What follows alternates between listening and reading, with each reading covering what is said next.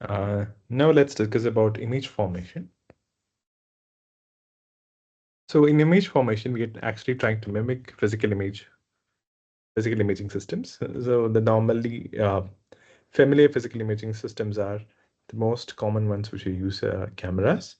Then we have microscopes, telescopes, and one of the most important systems are the human visual system. So we'll take aspects from all these images where we're trying to uh, perform image formation. We're trying to design the image formation model in graphics. Now let's look at the elements of the image formation model. So it has objects which basically represent the scenes of an object. I mean, objects in a particular scene which we are looking at. Then we have the camera or the viewer, which is shown here. And next is light sources. So apart from the objects, camera and the light source, uh, so we also have to deal with how the objects in the scene interact with the light sources. So how light from these sources actually interacts with the scenes and the object. That is also something which we have to take care. That depends on the materials, the scene, the nature of the light, etc. And one important assumption is that we assume independence of objects, viewer, and light sources. By that we mean while we are dealing with objects, we do not care about the camera or the light source. While fixing the light source, we need not worry about how objects are placed in the scene or if the light is occluded or not. So we assume independence between this light sources and all these elements of a scene. Now let's look at the camera in more detail, which is one of the elements of the image formation model. So the basic camera is something which is known as the pinhole camera model. It has a scene which is looked into using a pinhole. So we have a box-like shape in which you have a pinhole, and the image is formed on the back side of the screen. Maybe I can use something like a pointer here. Get a pointer. Okay, not sure. Right, no issues. Then where did I go? Yeah. So to find the projections of the a particular point, the scene to the projecting plane or the backside of the camera, we use simple trigonometry to find the projections. So you can use similar triangles. The projected point, the coordinate of the projected x coordinate of the projected point is given by x divided by z by d, where z is the y coordinate of that particular point. Sorry, z coordinate of that particular point. And d is the distance between the center of projection or the whole pinhole and the screen. Similarly, you can get y projected by y divided by z by d. Also note that these negative signs are actually to indicate that x and y are in the opposite direction of the assumed coordinate axis. So x is assumed to be in this direction and y is assumed to be in this direction. Z is assumed to be in this direction, and in this particular case, x, y, and z are actually in the opposite directions of the assumed coordinate system.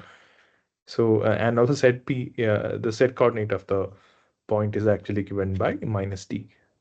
So these are just simple perspective equations. We actually use even more complicated camera models with lenses and all in graphics, but this is a very basic camera model. But one of the problems with this pinhole camera models is that we get an inverted image of an object. So to do away with this, we actually use a synthetic camera model, which is actually something which we use in graphics. So rather than using a pinhole camera model, what we do is we instead of having the inverted image on the other side, we use a virtual image, which is at the same distance as the distance between the pinhole and the backside plane of the pinhole box. So this has the components of the of a synthetic camera model, which is commonly used in graphics. Is we have an object which is marked by P, or the point of the object, and we have the imaging plane which is between the camera and the object or the scene.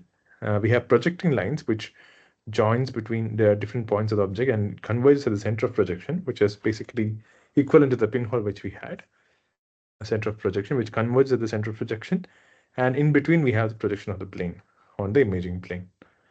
Okay, this is the synthetic camera model which we normally use. Now let's look at some of the advantages of using independent elements. So earlier we've discussed that we assume independence between elements of an image formation model, like separation of objects, viewers, and light sources. So some of the advantages is that so you can view 2D graphics as a special case of 3D graphics. You don't have to specifically design pipelines for 2D graphics. You just have to view it as a special case of 3D graphics. Also, another thing is you can use a simpler software API where you can specify objects, lights, camera, and its attributes, and let the implementation compute the image. So it follows the same pipeline. And we can also, it's easy to write shaders here, which leads to faster implementation, faster hardware implementation. So these are some of the advantages of using like independent objects, viewers, and light sources. Now let's discuss about light in more detail. So we've discussed the camera. Now let's move to the next. Not discuss objects because it's not part of the scope of this course. Modeling is, we assume that the model is already available. The object is already available in some repository. And we've looked at camera model, and now we'll look at light. The standard view of light is actually, light is part of the electromagnetic spectrum. It ranges from the from the wavelengths 350 to 750 nanometers. These are like very fundamental things in the which you learn in the elementary physics course, high school physics course. So, but for graphics and computer vision, even image processing, we normally deal with more perspective view of light. So light is subject to have two components. One is a luminance component and one is a chrominance component. So in case of luminance images, which is monochromatic, or which is more popularly known as grayscale image, the values are grayscale and it's analogous to working on black and white films. You don't see the color. But for color images, there are multiple ways of representing color images. We mostly deal with perceptual attributes such as hue, saturation, and lightness. Hue are the colors, and saturation is how much of it is like dark. For example, if it's blue color, saturation basically tells you it is dark blue, light blue. And lightness gives you the amount of white light which is there, or the brightness of that particular color. Of course, they are actually interconnected when you look at the physical sense. But this is like one way of representing perceptual quality of light.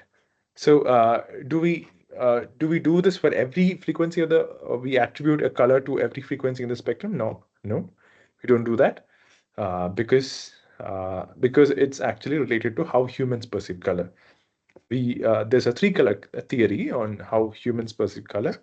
Human visual systems have two types of senses. So how an image is formed, we have light coming from objects in the world through the lens, through an opening called iris. Of course, we have an outlet called cornea. They have an opening called iris, and through the lens, the light rays actually falls on the retina. The retina has two types of senses, which are rods and cones. Rods basically takes charge of the intensity information or the monochromatic information, and cones are actually, they are tristimulus sensors. So there are three types of cones. So there's a red cone, a blue cone, and a green cone. So these are the three primary colors which we see. So any color which we see can be formed as an additive combination of these fundamental or primary colors. This is normally known as RGB, and these are now commonly used for CRT or projection systems. There's also another color model which is known as CN magenta and yellow, which is called as a subtractive color, uh, where we form the complementary colors of RGB by subtracting white light from it.